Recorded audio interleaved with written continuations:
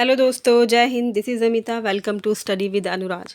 तो दोस्तों, स्वागत है आप सभी का आपके अपने चैनल स्टडी विद अनुराज पर। आज काफ़ी टाइम बाद मैं फिर से एनसीईआरटी आपके बीच लेकर आई हूँ, जिसमें हम बुक समरी देखेंगे। और हमने पहले कुछ हैंड रिटन नोट्स भी देखे थे, जो हम इन चैप्टर को पूरे ख़त्म करने के बाद, 6th क्लास के एनसीईआरटी को ख़त्म करने के बाद हम फिर से देखेंगे। तो अभी कुछ चैप्टर बचे हुए हैं, उसे हम देख लेते हैं। पहले ये नई वाली एनसीईआरटी में 9 चैप्टर है, और पुरानी वाली एनसीईआरटी अगर हम देखें तो उसमें चैप्टर 10 है।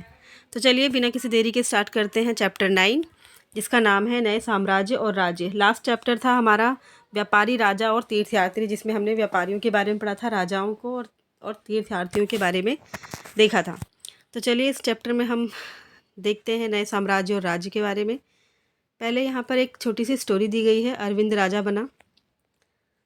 अरविंद अपने स्कूल में खेले जाने वाले नाटक में राजा की भूमिका अदा करने के लिए चुना गया। अरविंद एक लड़का है जो अपने स्कूल में किसके लिए नाटक में राजा की भूमिका अदा करने के लिए चुना गया। उसने सोचा था कि वह शाही वेशभूषा में मूंछों पर ताव देते हुए रुपहले कागज में लिपटी तलवार को शान से पकड़कर चहलकदमी करेगा। ज़रा सोचो, उसे कितनी हैरानी हुई जब उसे बताया गया कि उसे बैठकर वीणा भी बजानी होगी। ठीक है, उसने राजा की एक भूमिका जैसे अपने दिमाग में बिठा रखी थी, उस हिसाब से थोड़ी सी अलग थी। तो आगे है कि कविता पाठ भी करना होगा उसे। जब पता चला कि वीणा बजानी होगी एक राजा को और कविता पाठ भी करना होगा, एक संगीतज्ञ राजा कौन हो सकता है वह, अरविंद सोचने लगा। ठीक है, क्या बताती है हमें प्रशस्तियाँ क्या बताती हैं हमें प्रशस्तियाँ।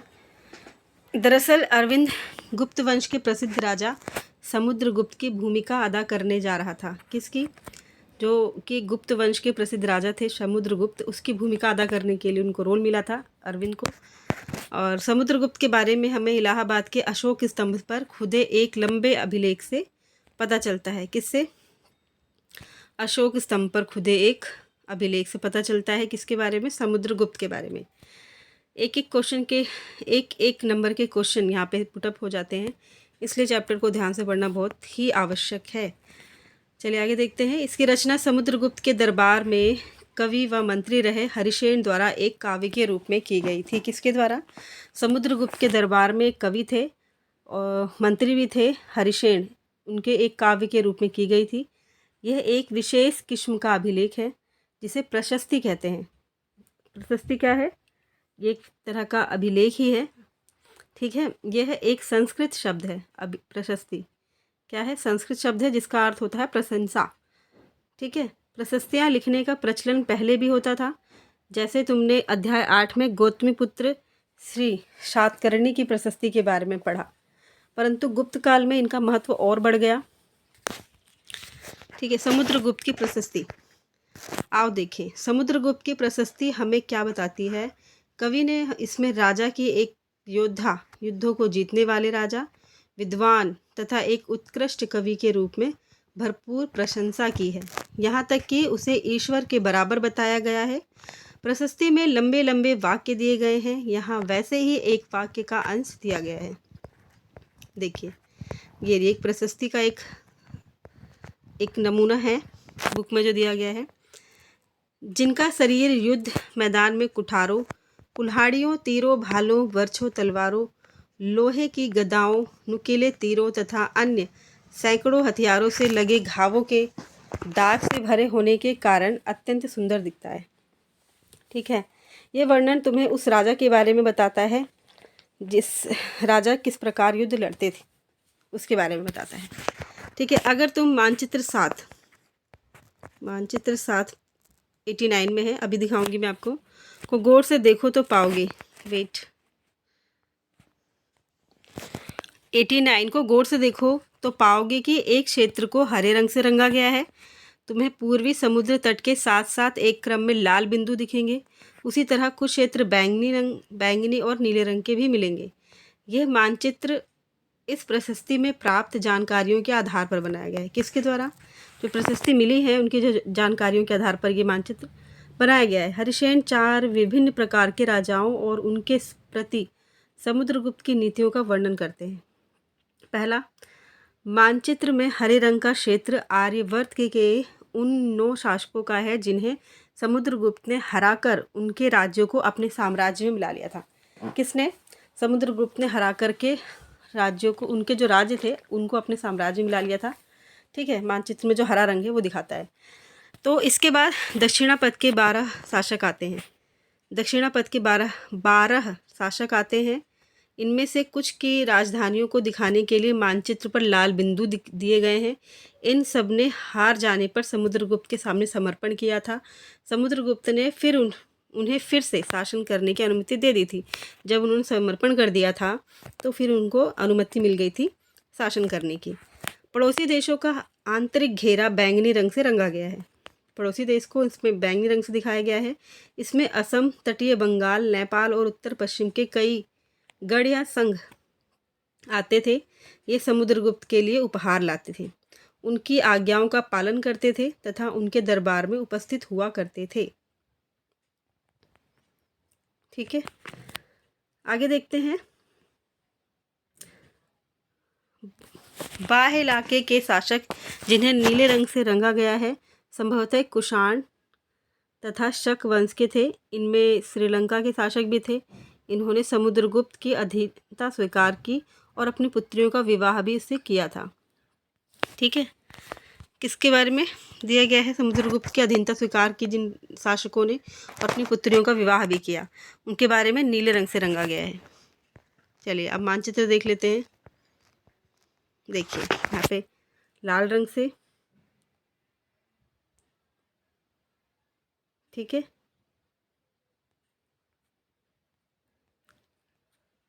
और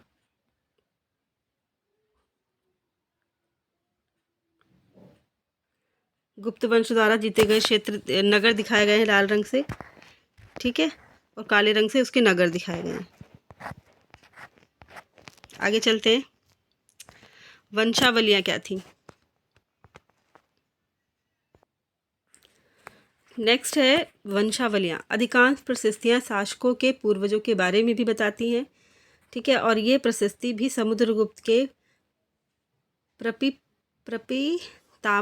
पितामह यानी कि परदादा, प्रपितामह किसे बोलते हैं? पितामह यानी कि परदादा, दादा, पिता और माता के बारे में भी बताती हैं। उनकी माँ कुमार देवी लिच्छवी गण की थी। कहाँ की थी? लिच्छवी गण की थी कुमार देवी। और पिता थे चंद्रगुप्त, गुप्त वंश के पहले शासक थे।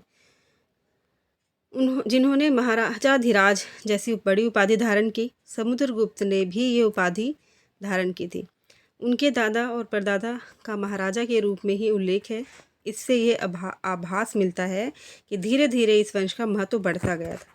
ठीक है, यहाँ साइड में विक्रम संवत दिया हुआ है, देख लेते हैं ये भी क्या है। 58 ईसा पूर्व में प्रारंभ होने वाले विक्रम संवत को परंपरागत रूप से गुप्त राजा चंद्रगुप्त द्वितीय के नाम से जोड़ा जाता है और इसे ऐसा कहा जाता है कि उन्होंने शकों पर विजय के प्रतीक के रूप में इस संवत की स्थापना की तथा विक्रमादित्य की उपाधि धारण की।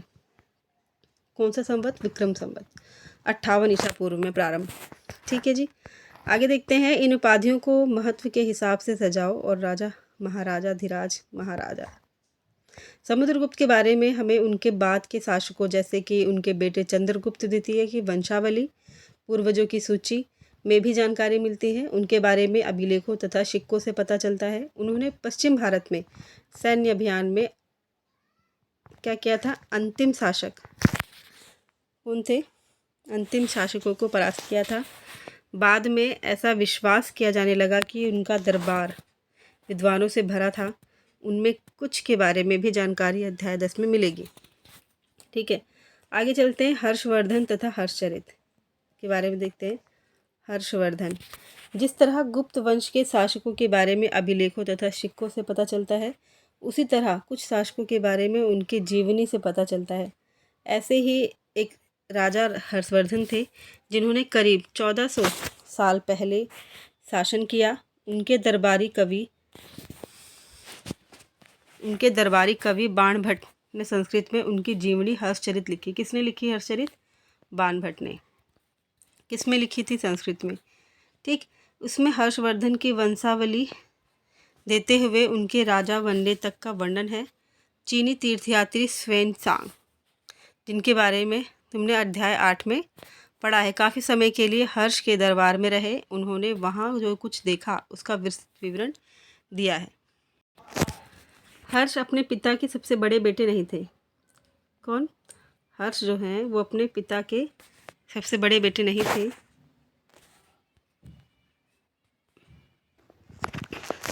हर्ष अपने पिता के सबसे बड़े बेटे नहीं थे, पर अपने पिता और बड़े भाई की मृत्यु हो जाने पर थानेसर के राजा बने। कहाँ के राजा बने हर्ष? थानेसर के बने। उनके बहनोई कन्नौज के शासक थे। जब बंगाल के शासक ने उन्हें मार डाला तो हर्ष ने कन्नौज को अपने अधीन कर लिया और बंगाल पर आक्रमण कर दिया। मगध तथा संभवतः बंगाल को भी जीतकर उन्हें पूर्व में जितनी सफलता मिली थी उतनी सफलता अन्य जगहों पर नहीं मिली। जब उन्होंने नर्मदा नदी को पार कर दक्कन की ओर आगे बढ़ने की कोशिश की, तब चालुक्य नरेश पुलकेशिन द्वितीय ने उन्हें रोक दिया था। किसने रोका था उन्हें? चालुक्य नरेश थे, पुलकेशिन द्वितीय। आगे देखते हैं पल्लव, चालुक्य और पुलकेशिन द्वितीय की प्रशस्तियाँ। किसकी प्रशस्तियों की बात करेंगे हम? पल्लव, चालुक्य वंश के और पुलकेशिन द्वितीय की जो प्रशस्तियाँ हैं उनके बारे में। इस काल में पल्लव और चालुक्य दक्षिण भारत के सबसे महत्वपूर्ण राजवंश थे। कहाँ के थे ये राजवंश? दक्षिण भारत के थे।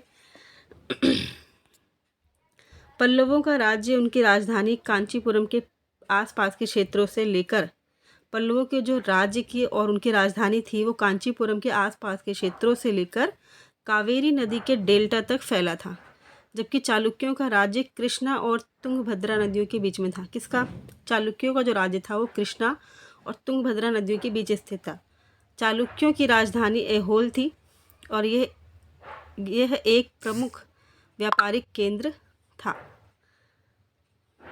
धीरे धीरे ये एक धार्मिक केंद्र भी बन गया, जहाँ कई मंदिर थे। पल्लव और चालुक्य एक दूसरे की सीमाओं को अतिक्रमण करते थे। मुख्य रूप से राजधानियों को निशाना बनाया जाता था और समृद्ध शहर थे जो कि समृद्ध शहर हुआ करते थे। पुलकेशिन द्वितीय सबसे प्रसिद्ध चालुक्य राजा थे। कौन? जो पुलकेशिन द्वितीय थे वो सबसे प्रसिद्ध चालुक्य राजा रहे। उनके बारे में हमें उनके दरबारी कवि रवि कीर्ति द्वारा जो प्रशस्ति से पता चलता है। किसने इनकी प्रशस्ति, किसकी प्रशस्ति से पता चलता है? वह रवि कीर्ति द्वारा रचित प्रशस्ति से पता चलता है हमें। किसके बारे में? पुलकेशिन द्वितीय के बारे में। इसमें उनके पूर्वजों, खासतौर से पिछली 4 पीढ़ियों के बारे में बताया गया है। पुलकेशिन द्वितीय को अपने चाचा से यह राज्य मिला था। किससे? अपने चाचा से राज्य मिला था। आगे देख लेते हैं। रवि कीर्ति के अनुसार उन्होंने पूर्व तथा पश्चिम दोनों समुद्र तटीय इलाकों में अपने अभियान चलाए। रवि कीर्ति के अनुसार उन्होंने पूर्व और पश्चिम दोनों समुद्र जो तट हैं उनके इलाकों में अपने अभियान चलाए थे। इसके अतिरिक्त उन्होंने हर्ष को भी आगे बढ़ने से रोका। हर्ष का अर्थ आनंद होता है। कवि का कहना है कि इस पराजय के बाद हर्ष अब हर्ष नहीं रहा। पुलकेशिन द्वितीय ने पल्लव राजा के ऊपर भी आक्रमण किया, जिससे कांचीपुरम की दीवार के पीछे की शरण लेनी पड़ी। ठीक है, पर चालुक्यों की विजय अल्पकालीन थी। लड़ाई से दोनों वंश दुर्बल होते गए। पल्लवों और चालुक्यों को अंततः राष्ट्रकूट तथा चालुक्य वंश ने समाप्त कर दिया। किसको? पल्लवों को। पल्लवों और चालुक्यों को राष्ट्रकूट और चोल वंशों ने समाप्त कर दिया। इनके बारे में हम नेक्स्ट कक्षा में पढ़ेंगे। चलिए आगे देख लेते हैं इन राज्यों का प्रशासन कैसे चलता था। प्रशासन कैसे चलाते थे ये पल्लव चालुक्य, ये देख लेते हैं। तो पहले के राजाओं की तरह इन राजाओं के लिए भूमि कर सबसे महत्वपूर्ण होता था। किससे कमाते थे ये? भूमि कर लेते थे, टैक्स वसूलते थे, जिससे इनकी कमाई होती थी। ठीक है, प्रशासन की प्राथमिक इकाई गांव होते थे, लेकिन धीरे धीरे कई नए बदलाव आए। राजाओं ने आर्थिक, सामाजिक और राजनीतिक या सैन्य शक्ति रखने वाले लोगों का समर्थन जुटाने के लिए कई कदम उठाए। उदाहरण के तौर पर कुछ महत्वपूर्ण प्रशासकीय पद आनुवंशिक बन गए, जैसे अर्थात बेटे अपने पिता के पद पाते थे, जैसे कि कवि हरिशेन अपने पिता की तरह महादंडनायक अर्थात मुख्य न्यायाधिकारी अधिकारी थे। कभी कभी एक ही व्यक्ति कई पदों पर कार्य करता था। क्या होता था, कभी कभी एक ही व्यक्ति कई पद संभाल लेता था, जैसे कि हरिसेन एक महादंडनायक होने के साथ साथ कुमारा कुमारामात्य अर्थात एक महत्वपूर्ण मंत्री एक तथा एक संधि विग्रहक अर्थात युद्ध और शांति के विषयों का भी मंत्री थे। कौन? हरिसेन। ठीक। संभवतः वहाँ के स्थानीय प्रशासन में प्रमुख व्यक्तियों का बहुत बोलबाला होता था। इनमें नगर श्रेष्ठी यानी मुख्य बैंकर या शहर का व्यापारी, सार्थवाह यानी कि व्यापारियों के काफिले का नेता, प्रथम कुलीक अर्थात मुख्य शिल्पकार तथा कार्यस्थों यानी कि लिपिकों के प्रधान जैसे लोग होते थे। इस तरह की नीतियाँ कुछ हद तक प्रभावशाली होती थी, पर समय के साथ साथ इनमें से कुछ व्यक्ति इतने अधिक शक्तिशाली हो जाते थे कि अपना स्वतंत्र राज्य स्थापित कर लेते थे। ठीक है। एक नए प्रकार की सेना, अब इनकी क्या थी, एक नई तरह की सेना थी। कुछ राजा अभी भी पुराने राजाओं की तरह एक सुसंगठित सेना रखते थे। उस टाइम पे भी क्या था, कुछ राजा तो सुसंगठित सेना रखते थे, जबकि जिसमें हाथी हुआ करते थे, रथ, घुड़सवार, पैदल सिपाही होते थे। पर इसके साथ साथ कुछ सेना नायक भी होते थे जो आवश्यकता पड़ने पर राजा को सैनिक सहायता दिया करते थे। सेना नायक, इन सेना नायकों को कोई नियमित वेतन नहीं दिया जाता था, कोई नियमित वेतन नहीं दिया जाता था। बदले में इनमें से कुछ को भूमि दान दिया जाता था। दी गई भूमि से ये कर वसूलते थे, जिससे वे सेना तथा घोड़ों की देखभाल करते थे। साथ ही वे इससे युद्ध के लिए हथियार जुटाते थे। इस तरह के व्यक्ति सामंत कहलाते थे। सामंती उदय यहीं से हुआ। तो क्या थे ये? सामंत कहलाते थे। जहाँ कहीं भी शासक दुर्बल होते थे, ये सामंत स्वतंत्र होने की कोशिश करते थे। ऐसे ही सामंत व्यवस्था स्टार्ट हो जाती है। पहले सामंत बने, फिर स्वतंत्र होने की कोशिश की और नए राज्य के शासक बन गए। तो दक्षिण के राज्यों में सभाएं कैसे होती थी? दक्षिण के राज्यों में सभाएं कैसे होती थी ये देख लेते हैं। पल्लवों के अभिलेखों में कई स्थानीय सभाओं की चर्चा है। इनमें से एक था, तो अब हम देखेंगे कि दक्षिण के जो राज्य है उसमें सभाएं कैसे होती थी। पल्लवों के अभिलेखों में कई स्थानीय सभाओं की चर्चा की गई है। इनमें से एक था ब्राह्मण भूस्वामियों का संगठन, जिसे सभा कहते हैं। क्या कहते थे? सभा। ये सभाएं उप समितियों के जरिए सिंचाई, खेतीबाड़ी से जुड़े विभिन्न काम, सड़क निर्माण, स्थानीय मंदिरों की देखरेख आदि का काम करती थी। जिन इलाकों के भूस्वामी ब्राह्मण नहीं थे, वहाँ उर नामक ग्राम सभा के होने की बात कही गई। किस नाम क्या था उनका? उर। ठीक। नगरम व्यापारियों के एक संगठन का नाम था नगरम। संभवतः इन सभाओं का धनी तथा शक्तिशाली भूस्वामियों और व्यापारियों का नियंत्रण था। इनमें से बहुत सी स्थानीय सभाएं शताब्दियों तक काम करती रहीं। ठीक। उस जमाने में आम लोग कैसे थे? इस चैप्टर का मेन पॉइंट ये है कि उस जमाने के आम लोग थे कैसे। जनसाधारण के जीवन की थोड़ी बहुत झलक हमें नाटकों तथा कुछ अन्य स्रोतों से मिलती है। चलो उसके कुछ उदाहरण देख लेते हैं। कालिदास अपने नाटकों में राज दरबार के जीवन के चित्रण के लिए प्रसिद्ध हैं। इन नाटकों में एक रोचक बात यह है कि राजा और अधिकांश ब्राह्मणों को संस्कृत बोलते हुए दिखाया गया है, जबकि अन्य लोग तथा महिलाएं प्राकृत भाषा बोलते हुए दिखाए गए हैं। उनका सबसे प्रसिद्ध नाटक अभिज्ञान शाकुंतलम, दुष्यंत नामक एक राजा और शकुंतला नाम की एक युवती की प्रेम कहानी है। इस नाटक में एक गरीब मछुआरे के साथ राज कर्मचारियों के दुर्व्यवहार की बात कही गई है। ठीक है। एक मछुआरे को एक अंगूठी मिली, ये कहानी है। एक मछुआरे को एक कीमती अंगूठी मिली। ये अंगूठी राजा ने शकुंतला को भेंट की थी, पर दुर्घटनावश उसे एक मछली निगल गई। जब मछुआरा उस अंगूठी को लेकर राजमहल पहुंचा तो द्वारपाल ने उस पर चोरी का आरोप लगाया और मुख्य पुलिस अधिकारी भी बहुत बुरी तरह पेश आए। राजा उस अंगूठी को देखकर बहुत खुश हुए और उन्होंने मछुआरे को इनाम दिया। पुलिस वाला और द्वारपाल मछुआरे से इनाम का कुछ हिस्सा हड़पने के लिए उसके साथ शराब खाने चल पड़े। आज अगर किसी गरीब आदमी कुछ मिलता है और वह पुलिस को खबर करता है तो क्या उसके साथ इस तरह व्यवहार किया जाता है? ये बच्चों को सोचने के लिए एक लाइन दी गई है। आगे देख लेते हैं। चीनी तीर्थयात्री फा शेन का ध्यान उन लोगों की दुर्गति पर भी गया जिन्हें ऊंचे और शक्तिशाली लोग अछूत मानते थे। उन्हें शहरों के बाहर रहना पड़ता था। वे लिखते हैं, अगर इन लोगों को शहर या बाजार के भीतर आना होता था तो सभी को आगाह करने के लिए ये लकड़ी के एक टुकड़े पर चोट करते रहते थे। ये आवाज़ सुनकर लोग सतर्क होकर अपने को छू जाने से या किसी भी प्रकार से संपर्क से बचते थे। किसने बताया? ये चीनी तीर्थयात्री है फा शेन। छुआछूत। एक जगह बाणभट्ट द्वारा अभियान पर निकले राजा की सेना का बड़ा सजीव चित्रण किया गया है। राजा की सेना किसने चित्रण किया है इसका? बाणभट्ट। ये बताते हैं कि राजा बड़ी मात्रा में साजो सामान लेकर यात्रा करते थे। इनमें हथियारों के अतिरिक्त रोजमर्रा के उपयोग में आने वाली चीज़ें जैसे बर्तन, असबाब, जिसमें सोने के पायदान भी शामिल थे, खाने पीने का सामान, बकरी, हिरन, खरगोश, सब्जियां, मसाले आदि विभिन्न प्रकार की चीज़ें शामिल होती थी। ये सारी चीज़ें ठेले गाड़ियों पर या ऊँटों तथा हाथियों जैसे सामान ढोने वाले जानवरों की पीठ पर लाद कर ले जाई जाती थी। इस विशाल सेना के साथ साथ संगीतकार नगाड़े, बिगुल तथा तुरही बजाते हुए चलते रहते थे। रास्ते में पड़ने वाले गांव वालों को उनका सत्कार करना पड़ता था। वे दही, गुड़ तथा फूलों को उपहार लाते थे तथा जानवरों का चारा भी देते थे। कौन? रास्ते में अगर कोई गांव पड़ गया तो उनको देना पड़ता था। वे राजा से भी मिलना चाहते थे ताकि अपनी शिकायत या कोई अनुरोध उनके सामने रख सकें, पर ये सेनाएं अपने पीछे विनाश, विध्वंस की निशानी छोड़ जाती थीं।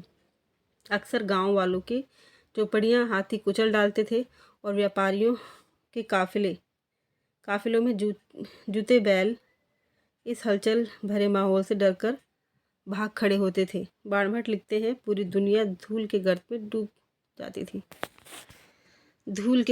जाती थी। सेना के साथ ले जाई जाने वाली चीज़ों की सूची बच्चों के लिए। अब ये चैप्टर यहाँ पे ख़त्म होता है। हमने कई चीज़ें देखी, इसमें उपयोगी शब्द देखे, प्रशस्ति, आर्यव्रत, ये सब कुछ क्वेश्चन दिए गए हैं और ये कुछ तिथियाँ दी हुई हैं। गुप्त वंश की शुरुआत कब हुई? 1700 साल पहले। हर्षवर्धन का शासनकाल 1400 साल पहले। ठीक, ये क्वेश्चन आंसर है एनसीईआरटी में। तो हमने चैप्टर 9 की भी समरी देख ली है। अब इसके कुछ इम्पोर्टेंट नोट्स मैं आपके साथ बाद में शेयर कर दूंगी। तो आज के लिए इतना ही, मिलते हैं अपने नए चैप्टर के साथ। तब तक के लिए बाय, जय हिंद।